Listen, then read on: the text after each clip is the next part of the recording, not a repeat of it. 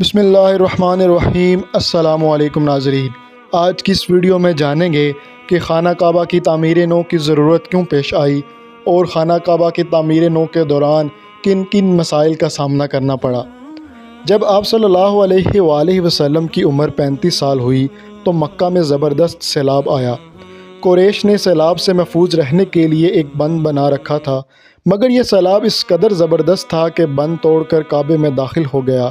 پانی کے زبردست ریلے اور پانی کے اندر جمع ہو جانے کی وجہ سے کعبے کی دیواروں میں شگاف پڑ گئے۔